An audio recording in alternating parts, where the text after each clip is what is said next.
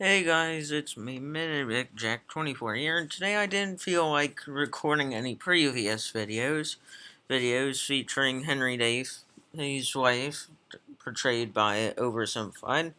Well, earlier today I accidentally slept in by a lot, and I slept in until 12 o'clock p.m., and then I completely forgot that I didn't make a video until now. So, anyways, without further ado, let's begin on Henry VIII by Oversimplified. And also, I do want to say is that I am go is that I'm going that all the copyright belongs to Oversimplified, and that my family actually my mom's side of the family um my family actually was was the of the history of Tudor England. So this would be fun since I actually only got the basic gif of Henry Dave. So let's begin. Come on, I'm waiting all day. This video was made possible by Honey. Keep watching to find out how you can save money when you shop online. Also, the reviews are in. That's some nice merch. Get your brand new character pin, limited time face mask, and more. Link down below. Blah. Sigmund, I don't have much longer. Tell me, was I a good king? You were okay.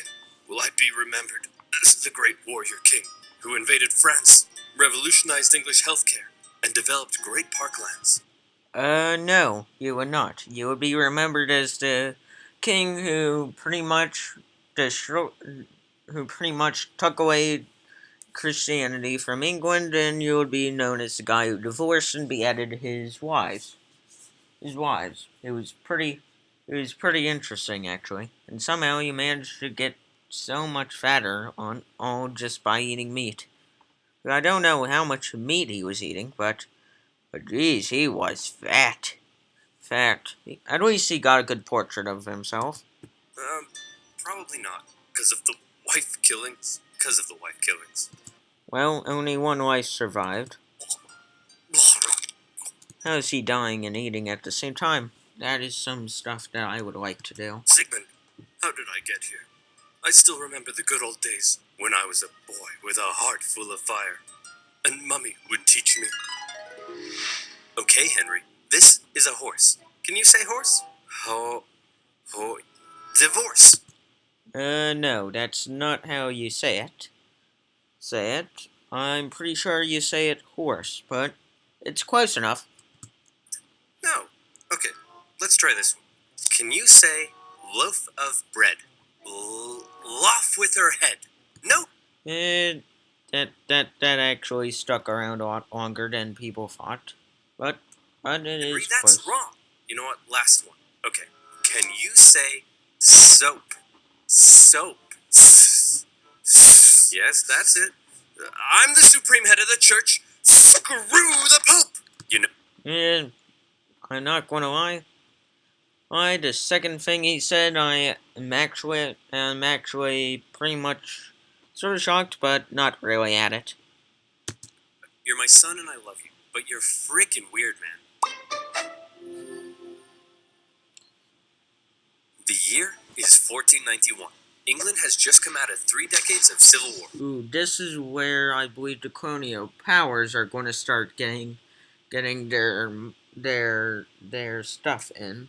Because as you know, in about a year later, you're about to hear about the New World being discovered by Christopher Columbus, and Spain's going to pillage most of it, only leaving Portugal with Brazil, and I believe some other islands, and then the Dutch would discover what is now New York. It was actually called New Amsterdam, and it was sort of traded off for Britain for something else. I don't know but what it was traded off for exactly, but I do know that that's what happened. Which a bunch of Henrys, Edwards, and one Richard had a little ding-dong over which royal house should rule the realm. Finally, a Henry won, Henry VII, and he had a son. What should we name him? My royal lineage is full of Henrys. A fine name, a vigorous name, a tenacious name, A muscular. How about Arthur?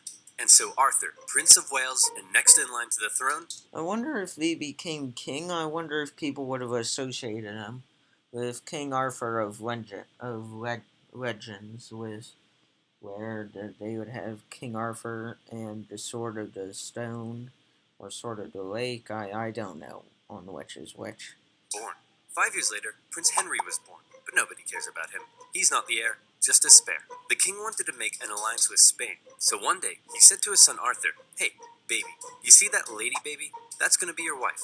But father, I'm not even 3 years old yet. Listen, there's something you have to understand. You're my son. But more than that, you're a political bargaining tool." And pretty much that's what happened to most of the heirs, the lines of the royal lineage, to any country back during that era. It was more used as a way to be more peaceful and to be more as like a peace between the two countries, so that way they won't have to fight each other in a war. Think of it as an odd peace treaty that allows you to stay and not be invaded by the other country and have the other country as a semi-ally. But you love me, right? I love you as a political bargaining tool. Yay. Hey, Pop, who the heck are you? I've written you a poem. Listen here, tiny man. Can't you see that I'm busy? But I'm your son. I have another son? Well, I mean, that's gonna be a surprise. I'm going to quickly read Henry Day's love poem to his dad. I love you, Dad. You are so pleasant. I'm so glad I'm not a peasant. That's actually not bad poetry. I mean, it's a little plain from the start, but he's getting the rights to it. He was in another palace, being prepped to become king. Henry lived with his mother and two sisters at Eltham, where he was being trained for a church career. And not just that, Henry learnt languages. He played sports. He learnt the recorder. What a nerd. Am I right? No, he was a bit of a party man. Yeah, I've heard about his parties. Wrong. Henry was the coolest kid around. So I told my Latin teacher he could kissius my buddius. Anyway, here's Wonderwall. Great scholars and theologians from across Europe came to meet and teach the young Prince Henry, who by all accounts was a very enlightened, bright, and charming young boy. Everybody loved Henry, and out of everything Henry was taught, more than anything, he came to adore and respect theology and Catholicism. One of Henry's tutors was English poet laureate John Skelton, who wrote a textbook for Henry that we still have today. In it, he wrote a number of important lessons for the young prince, such as, do not be mean, loathe gluttony, and do not violate widows. Important lessons for any 9-year-old boy. Alright, I'm just going to read this. John, I am 9. I assure you I am not violating any widows. Well, not yet, you aren't. Around this time, Henry's older brother Arthur, now 15 years old, was married to Catherine of Aragon, sealing the union between England and Spain. And then he died. Oh, my alliance with Spain. My poor, poor alliance with Spain. Well, that's pretty much how part of that's going to be like. See, after you made an alliance with a country and then all of a sudden the main thing keeping that alliance on your side just straight out dies or disappears, you're going to be thinking about the whole country as a whole and not really as your son, but you might be thinking both at the same time. And your son, sire? Oh, yes, of course, my son. But mostly my alliance with Spain. Hey, Pop, who the heck are you? Oh, I'm going to read Henry Day's second poem. Your son is dead, but it's okay. I am also your son. Hip hop hooray. Oh well, that's pretty good. Still, we need to improve. Oh, yeah! And just like that, an unprepared Prince Henry was now the new heir to the throne. And how about that alliance with Spain? Well, the solution was simple. Hey, boy, see that full-grown woman over there? That's gonna be your wife. What, my brother's widow? Yes. You're a freaking weirdo, man. Now, Well, I'm just going to tell you.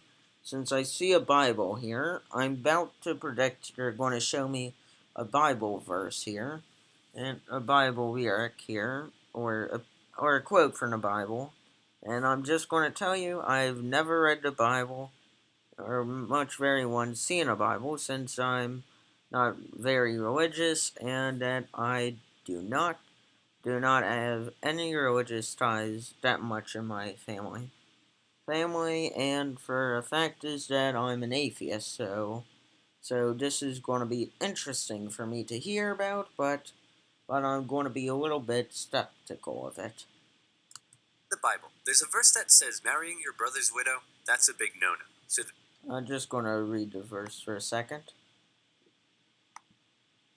If a man takes his brother's wife, it's an unclean thing. He has discovered his brother's nakedness. He has discovered his brother's nakedness.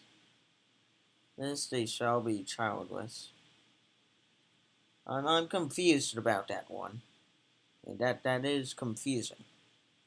And I'm confused. Like, I don't understand it. I mean, I understand this thing. The first part I understand. He has discovered his brother's nakedness, they shall be childless. I don't understand that. If anyone can explain that to me in the comment section down below, I would actually very much appreciate it. Widow, that's a big no-no. So the king needed to convince the Pope and get his special permission. Hey, can I please have my son marry his brother's widow? Sure, why not? And so it was. Henry's life was turned on its head as he was moved to the royal court, next in line to the throne. But tragedy struck when just a few months later, his mother, with whom he was very close, suddenly died in childbirth. The loss of his mother almost certainly had a big effect on the young boy. In his older years, King Henry VII went on a bit of a paranoid trip. As was normal for a king at the time, Henry VII had to quell a number of rebellions, and as he aged, he became ever more suspicious of the nobility around him. To keep them in check, he began levying huge, ruinous fines, left, right, and center. Dukes, bishops, barons, even his own mother. No one was safe from his tyranny, and the nobility of England began to suffer. So when Henry VII finally got sick and died just after Christmas 1508, there was a lot of celebration. Not only because the tyrannical Henry VII was gone, but because his replacement was the ever-popular, charming, and handsome 18-year-old King Henry VIII. Henry married Catherine of Aragon in June 1509. You may be wondering, if it's so weird to marry your brother's widow, and since he's now king, couldn't Henry just decide not to? Well, yes, he could, but by now, Henry wanted to. The thing about Henry that was unlike many kings of the time was he married for love, and he had grown quite fond of Catherine, very fond. Historians say their marriage was unusually good, and so he was coronated king. And what a king! Compared to his tyrannical father, he was an absolute joy. Having the blood of two royal houses, he was widely supported. He was really, really ridiculously good looking, and those famous calves could achieve world peace. Hey Henry, now that you're king, you know what that means. Costume party! Henry pranced around the... That's gotta be the best thing ever. You're the king and you get to dress up as someone around and no one judges you for that. That's gotta be the best thing I've ever seen or heard of. I'm impressed. Impressed with that. Was playing dress up with his friends. He wrote plays. He sang songs. He danced. A true Renaissance man, very different from the gluttonous wife killer we think of today. In his early reign, people from near and far would come to ask favors of the generous king. Hey man, could I gain ownership of some land near Upton Snodsbury? Sure thing, pal. Hey, could I be an earl or a baron or a viscount or something? Anything you want, man. Could I get, just a really cool pig that has, freaking metal wings and 8 legs and shoots flippin' lasers and it can grow more pigs out of it for extra pigs? Say no more. That sounds very good. Oh no, like every very spendings, here's a financial report. Take it away, people. Hey, guys, I was just checking up on the financial report and what the hell? We can't afford this. Henry's council that he inherited from his father weren't happy with all the money he was just throwing around, and they worked hard to curb the king's spending. Since they controlled the royal seals needed to get stuff done, at first they were largely able to control the young king. And for Henry, the most infuriating things of all was they wouldn't let him joust with his friends because it was too dangerous, nor would they let him do the thing he wanted most, to go on a great, glorious, and expensive conquest against England's historic enemy, France. I'm not gonna lie. Historically, France was the enemy of England. And yeah, both France and England's in history, in previous history before World War One, it was more of a trustworthy relationship. It was more of like where you can semi-trust them, but not really.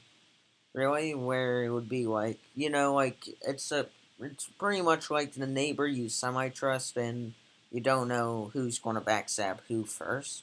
It was more like that, and yeah, it was more of that. Please, guys, I'll keep it cheap. How? I'm glad you asked. I've got a promo code for the financial burden of war. Yes, That's gonna be interesting, but yeah, I'm sorry you can get this while working at home. So I'm pretty much just gonna skip his ad for Honey, because quite frankly, I talk too much and I don't want this review to be an hour long. Supporting my channel. So thank you. Now, where were we? Oh yeah, sexy calves, excessive spending, and war with France. Henry wanted glory. He wanted to go down in history. If he didn't go to war in France, was he even the King of England? Man, I want to go to war so bad, but the council won't let me. Hey, maybe I can help with that. Whoa, it's Cardinal Wolsey, one of my best friends despite being an old-ass man. Cardinal Wolsey knew that if he helped King Henry, there'd likely be something in it for him. So what was his great, intricate plan to curb the council's power? You're the king, dum-dum. You can do whatever you want. What? Wolsey How did the king not realize that? Henry Dave, how did you not realize that you were the King of England, and how come then you didn't realize that you can fire the council? Like, seriously. Like, I'm confused on that. But at the same time, I'm not. It's interesting. and writing bills that simply didn't require the seals, and thus Henry was back on top. For his efforts, Wolsey began to climb the ranks, and he became something of a yes man for King Henry, encouraging Henry to frolic and play while Wolsey took care of business. Oh, that sounds like the best thing for a young king. Where you have someone doing the business for you and you get to go out and have fun. It's gotta be very good. But at the same time, you need to also go and check on the business every once in a while, just to make sure that there won't be a revolution planning to slice off your head. More on that on the French Revolution video. Hey, kid, you want to go on an adventure? Do I ever? The Pope was at war with France, and he. Oh, yeah, this is the Holy Roman Empire, and I'm not sure about Italy. This does not seem good for Italy, but what I do know is that this is part of what is now the remaining bits of Vatican City, which is still in Rome. Rome is that used to be Vatican City's territory and own country, so it's gonna be more of that. And I see by this point the Holy Roman Empire sort of started getting out of Italy. But let's see on what continues next. Some help. He offered the young, impressionable King Henry 100 Parmesan cheeses, some wine, and a golden rose if he came to the Pope's aid, and Henry was all in. Wait, I actually never tried Parmesan cheese before. Like it as a wheel. I actually wonder if it's good, but as a wheel. Point in his life, he still respected the church and loved the Pope. And here was the chance for war he had been waiting for. He still didn't have an heir, a fairly big problem for a monarch at the time. But right now, the only kind of smashing he was interested in was smashing French guys. Is he that desperate, or was that going to be a joke that was going to be furthered on? So if he was that desperate, then God, please save him, because I don't believe at this point that if the king was interested in smashing French dudes, I'm alright doing that. I'm alright with that, but at the same time, it just does not sound right to begin with. In the face. And Now it makes sense. I just made it awkward, didn't I? Oh yeah, I did. I can't redo this video, as this would be the only take that I get to do, since I spent so much time earlier doing nothing. off he went.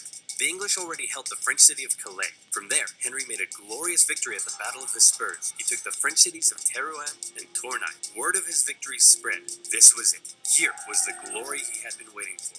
Back home, his beautiful wife also led armies to victory in Scotland. And better yet, she was pregnant. So look, there's the pig with flying lasers with 8 legs. Soon, Wait, she was pregnant while fighting? That's got to be the worst thing you have to be while fighting. I mean, that would have been more likely you would have killed somebody like that. Henry would have an heir. All of Henry's wildest dreams were coming true. Oh, he ran out of money. As the French prepared to invade Italy, all Henry could do was go home. Well, at least now I have an heir to cheer me up. Bring me my son. Henry, this is Mary. Mary? That's a funny name for a boy. Well, a it's your daughter and a very good cocktail drink. Henry, it's a girl. This was Catherine's fifth pregnancy. All right, pregnancy 1, girl stillborn. Oh, that's gotta suck. Pregnancy 2, boy died in infancy. Oh, pregnancy 3, boy died. See, oh boy, stillborn. Oh, that's not going to That be had good. not resulted in a male heir. Happy Henry wasn't so happy anymore. You still haven't given me a male heir. Well, how do you know it's my problem? Maybe it's your problem, Henry. It couldn't be my problem because I've been boinking half your maidstaff and one of them gave me a boy. Sure. Wait, was that waiter and his wife, or during that time? That time, because that would have been very odd. Secondly, Henry, you can't blame her for doing that. She's doing the best she can during this time period. So yeah. You know what? Maybe it's my problem. I'll look into that. Cardinal Wolsey, now Henry's Lord Chancellor, knew his job depended on keeping Henry happy, and so he said, well, if you can't be the great warrior, then how about the great peacemaker? Not as cool, but okay. And so, Yeah, I mean, the peacemaker does not sound that cool, but it is something that will allow you to be put in history. Field of the Cloth of Gold, a glamorous peace summit between England and France, was held. The King of France, Francis I, was essentially the French version of King Henry, and the whole thing was basically one giant codpiece measuring contest. The two sides did agree to a peace treaty. However, it didn't last long. You see, there was a third major player in European politics at the time, an exquisite specimen of royal inbreeding, an heir to a huge inheritance, and a chin that could hit a home run. Holy Roman Emperor Charles V. I'm just going to tell you, I don't really know that much about the Holy Roman Empire, but what I do know is that all the Habsburg. Wait, is this during the Habsburg area area era or not? So what I do know now is that most of royal lineage is now just going to be inbred stuff. So of course he's going to have a partial deformity. It's through incest, and I don't want to explain the rest.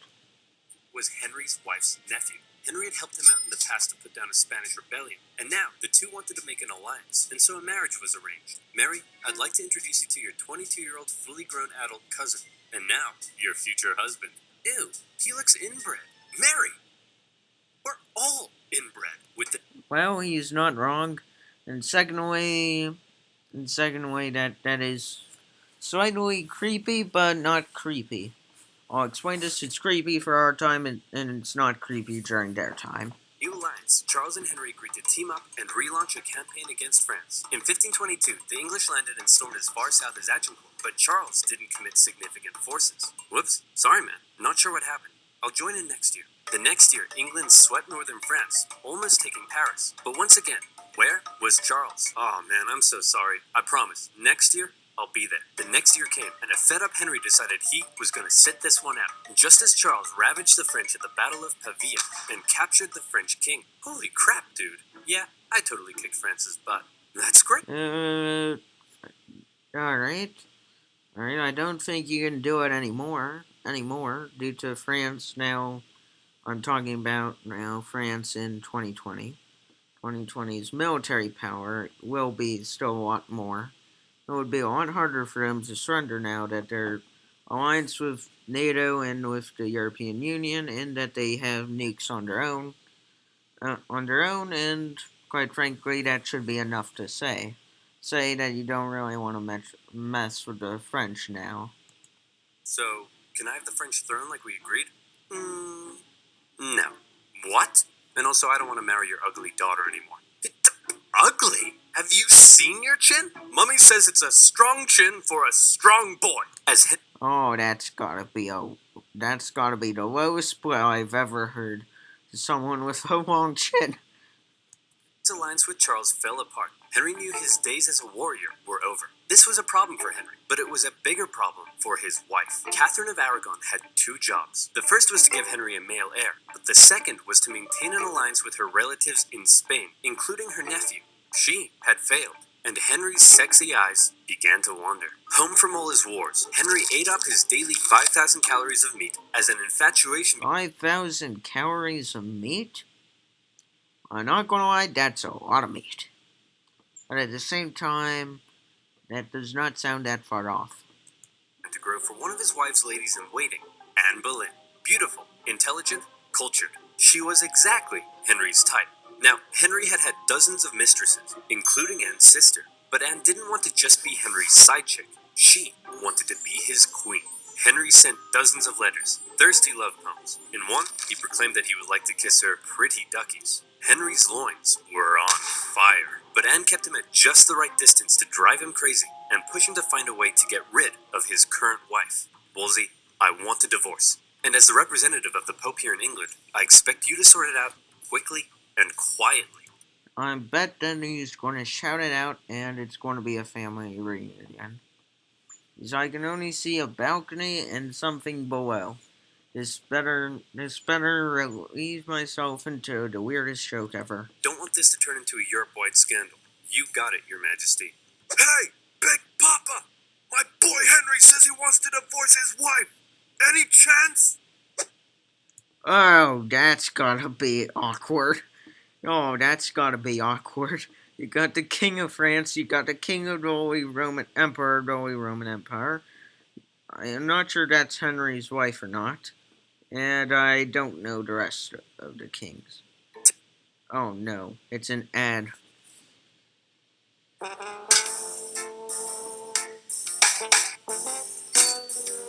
I'm sorry, guys. To Henry's shock and horror, Wolsey deferred the case back to the Pope in Rome. To make matters worse, after all the wars in Europe, the Pope was currently under the thumb of Charles V. Now everybody knew what was going on. Oh wow, that's gotta be awkward. When you're trying to do a quiet mission and then somehow it gets out like that. Henry's divorce trial had become a pawn of greater European politics. For Wolsey, the decision was a disaster. His job was to keep Henry happy, and Henry was very, very unhappy. Nevertheless, the divorce trial began. Henry's case rested upon the Bible verse in Leviticus that claimed marrying your brother's widow would lead to childlessness, and Henry was certainly having a hard time getting a male heir. He argued that the Pope had got it wrong when he allowed Henry to marry his brother's widow, and that now divorce was the only solution. However, the Pope and Charles V acquired some interesting letters from an unknown source. He wants to kiss her pretty duckies? Man, this guy's loins are on fire! The Pope now knew the case for divorce may not actually be found in Henry's Bible, but in Henry's pants. That's gotta be the weirdest thing you've ever said, OverSimplified. It's gotta be the weirdest thing. For escaping Charles V, the Pope did send out one Cardinal Campeggio to oversee the trial. Campeggio was an old man racked with gout. It took him 6 painful months to travel from Rome to England, and when he finally got there, this kept happening. Hey, I need you to take a look at this evidence. I can't. My gout is acting up. Hey, are you ready to take my testimony? I can't. My gout is acting up. Hey, can you please make a decision? I can't. Your gout is acting up. My gout is acting up. Anne Boleyn, with her Protestant views in support of the Reformation, suspected the Pope was just delaying. For 2 whole years, the trial dragged on, and in the end, the Pope simply said, no divorce for you. Henry, the king that had previously defended the Pope militarily from France and intellectually from the reformist ideas of Martin Luther.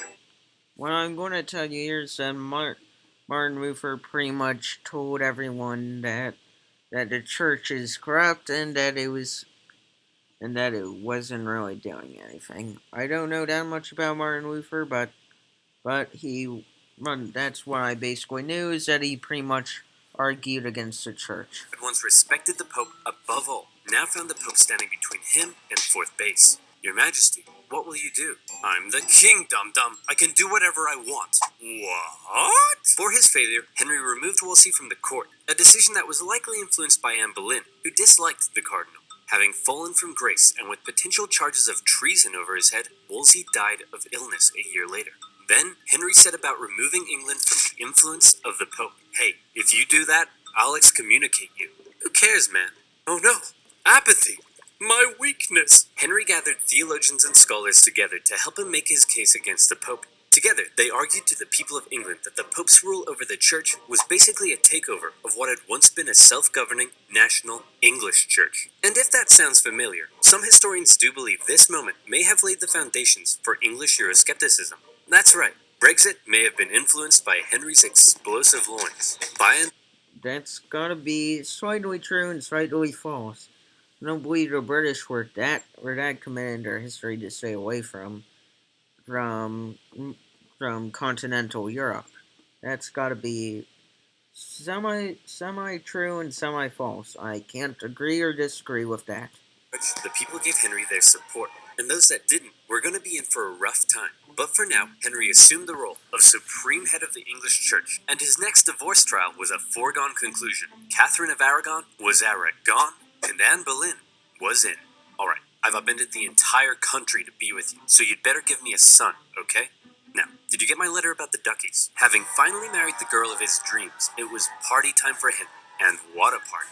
Life in the Tudor court was non-stop, huge banquets, with each person eating on average 5,000 calories a day. And no vegetables. Those are for poor people. Rich. That's gotta be the reason why he got fat. I mean, you should have at least a tiny bit of. I understand royalage on where you wouldn't just eat meat in those days, but for your health, you do need to have something else besides mac cheese, wine, beer, cheese, meat, ham, pig, some form of ribs. I can't tell if those are beef or not, and some form of fried chicken, which does not look good. But what does look good is the wine. People ate meat. And so you know what else is for rich people? Constipation. But don't let that stop the party. The toilets are communal. And Henry himself was the center of everything. That's gotta be the weirdest thing ever. You're taking a dump and you're talking to your friends without the stall with the with the bathroom stall walls on. It's going to be very awkward. Constipation. But don't let that stop the party. The toilets are communal. And Henry himself was the center of everything. He ate the best food. He had 1,200 pairs of shoes. He didn't even have to wipe his own bum bum. Life. What? He didn't have to do that? I'm going to say that's very, very, very lazy of you, Henry. I am ashamed that you had someone else wipe your own bum. That's got to be the laziest thing I've ever seen anyone do. This is great. Everyone, I give you your majesty, King Henry VIII. But how did they pay for it all? Well, influenced by his fairly Protestant new wife, since Henry had overturned the organization of the church, this is how they paid for it. Oh my goodness, how awful. Selling fake fragments of the cross? Vials of Jesus' blood that you got from a duck? Using religion in this way? This is terrible. I must confiscate all this money at once. Yes, how awful. I must take all of this away. Immediately. Monist. I'm not gonna lie, that's pretty much what I sort of think of partial bit of religion, on where people are just gonna try to scam me.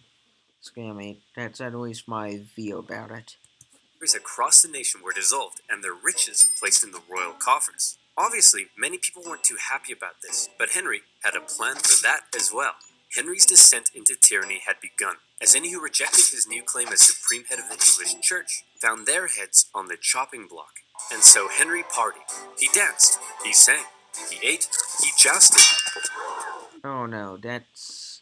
Wait, he went out without armor on? Alright, then that's gotta be the reason why I falled. And as I remember correctly, that a fall did send that I did learn part of this is that a fall, I don't remember this completely, that a fall during a jousting incident sort of whacked his brain around and made him fall into an even madder descent of a tyrannical rule. As I have seen of bits of that happen in the past, but that's pretty much it. Be me. Love gluttony. Violate widows! In 1536, Henry fell from his horse in a jousting accident. Not for the first time, but certainly the heaviest fall he had taken yet. Some historians believe the brain damage caused by the incident may have violently accelerated Henry's descent into tyranny. Executions in England ramped up. During his reign, it's estimated 57 to 72,000 people were put to death. Rich or poor, big or small, no one was safe.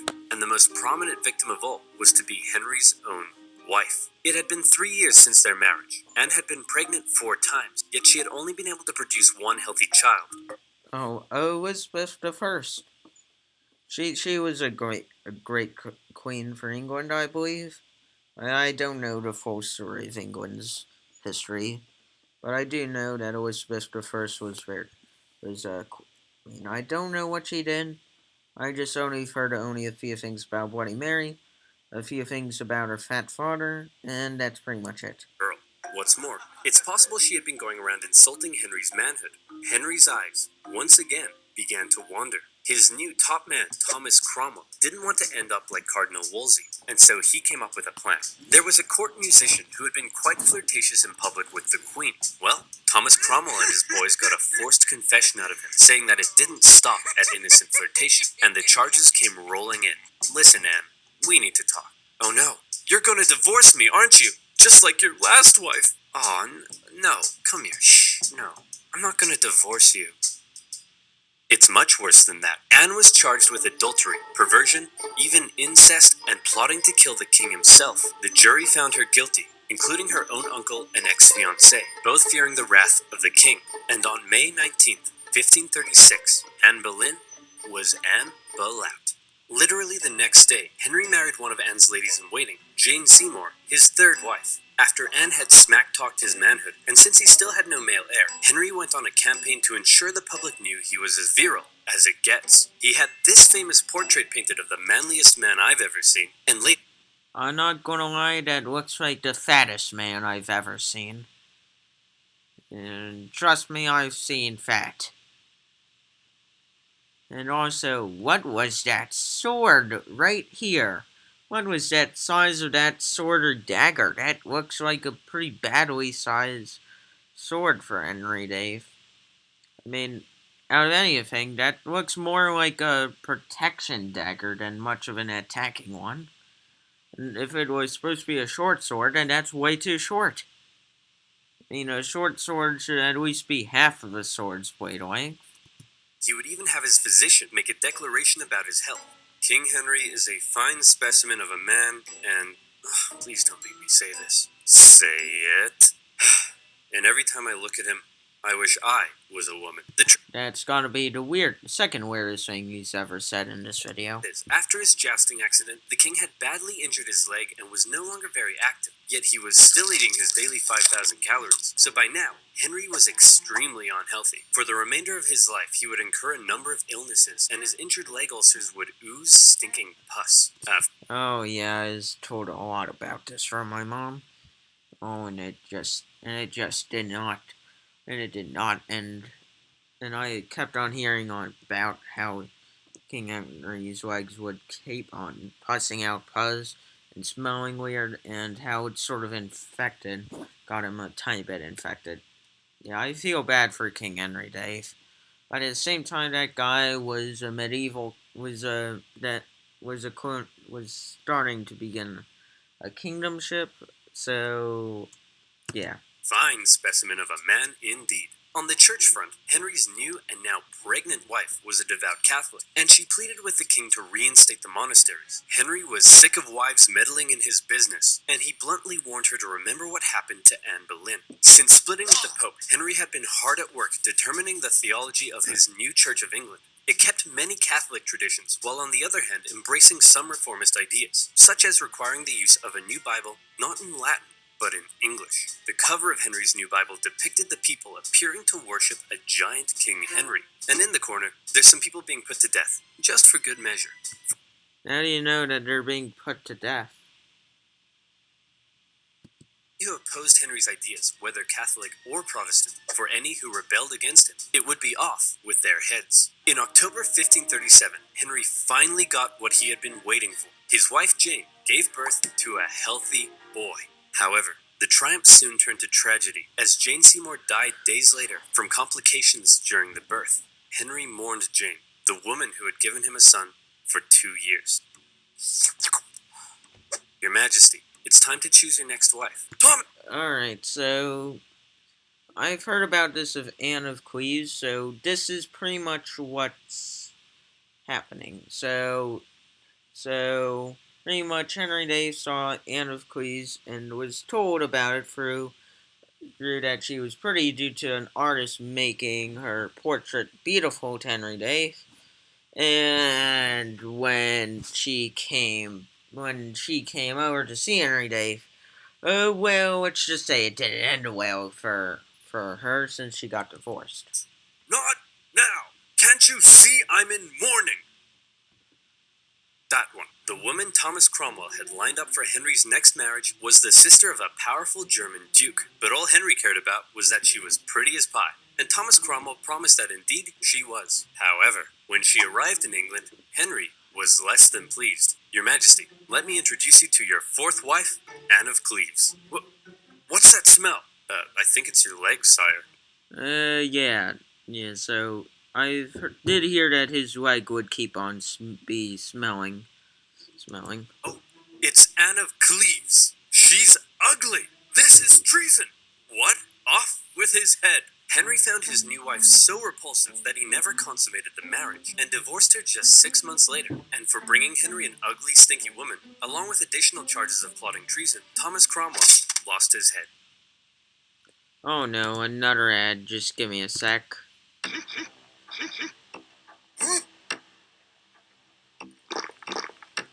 Alright. The very same day of Cromwell's execution, Henry married his fifth wife, the famed beauty, Catherine Howard. She's believed to have only been 17 at the time. Henry.